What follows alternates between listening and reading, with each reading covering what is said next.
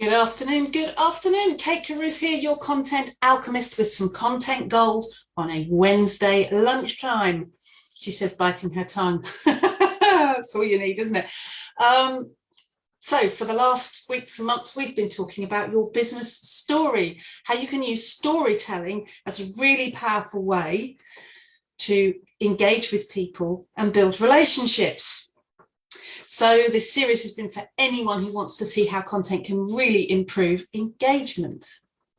Now, anyone who knows me will know that I'm a bit of a networking floozy. I'm in lots of different networking groups, and they're all actually great for my business, all in very different ways. Now, that doesn't mean that I'm here to say you should go networking, or indeed that you shouldn't. It's actually up to you. But if you do, being able to tell your business story in 60 seconds or less is often a key component of the networking format. In fact, there are two formats you have to consider. The bit that tends to get described as open networking. In other words, you arrive and you chat with people over a coffee. You'll be asked something like, "What do you do?" or "Tell me about your business." And then there's the formal bit where you stand up and you give a description. And you use your business story differently in each case. Let's start with that "so what do you do" bit. The most important thing to recognize here is that your story is not the same as a job description. And you don't want to give your job description. In other words, "I'm an accountant" is not what you want to say, because what that will mean is that people will pop you into a nice convenient box and decide that they know what you do. And any accountants who are watching this are going to be able to tell you that there are so many different ways that an accountant can serve, and there are lots of different types of practices, and they specialize on different things. So instead, if someone says, "Tell me about your business" or "what you do," instead talk about who you work with, their characteristics, the problems that they have, what they're looking for, and maybe what makes you different. And the whole of that is about how it translates into something of benefit. Here's mine, for example. Well, we work with passionate, thriving business owners who've got big plans and an exciting vision for their business, but they lack the time to make the most of their brilliant content, whether they want to generate leads, serve customers better, or unlock passive income. So they're looking for someone to collaborate with to share their content vision and then make it happen.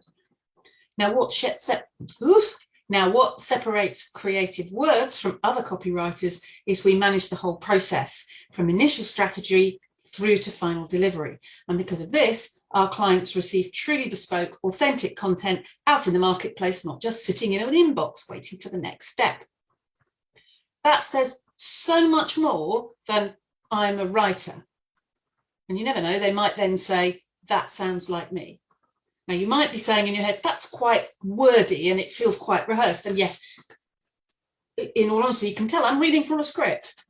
So when I'm actually in conversation, I don't just spit it out like that, just regurgitate it out. I'll talk about my business is about content alchemy. So we're working with thriving business owners, and they often lack the time. And I turn that into a narrative and a story so that it feels more natural. But it starts by having written it as a structure that then I've learned by heart, because then I can draw from it without feeling I need to just regurgitate it every time.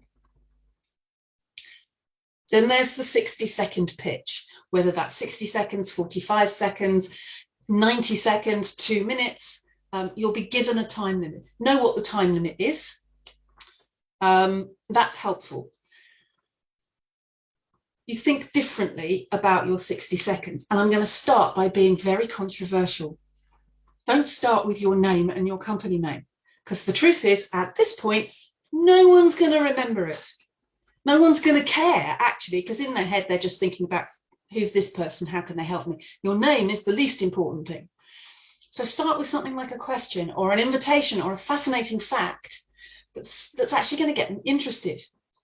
Then, once you've got their attention, you can add a bit more to the story and why it matters. Build out that story, then throw in maybe an obstacle, and only then give you a name. Give your name. Here's one that I use a lot. So let me give you a scenario. Just imagine you're chatting to a friend and they've got their website updated and it's looking awesome. The design looks great, it's whizzy, it's fantastic, it's everything they want it to be. But then their web developer has said to them, okay, great, now what we need is your content. And in their head, they've gone, content? I haven't got any content. I didn't know I had to write content. I've got no time to write content. So their website is now sitting there, waiting to go live, and it's been there for ages. If you hear this, remember, this is what Creative Words does. We're the gift of time to anyone who is stuck because they never have the time to create that content, whether that's their website or blogs or a brochure or anything else for that matter.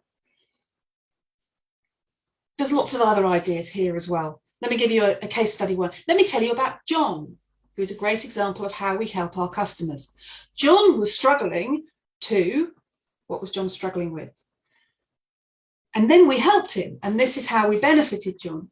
And as a result, John now has this benefit. So if you know of anyone like John, put them in touch with. Or you can just talk about a project you've just worked on.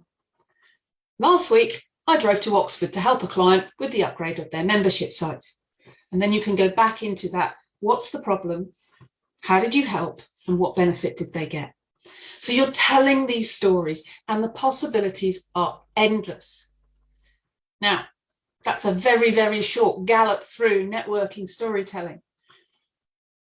So if you want more help on your 60 seconds, you might like to take a quick look at our short course, 60 Second Gold.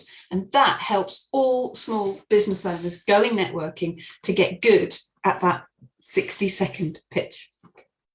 That's it for this week. I'm going to be back next month with hints and tips on actually how to tell and construct stories. But for now, have a golden afternoon.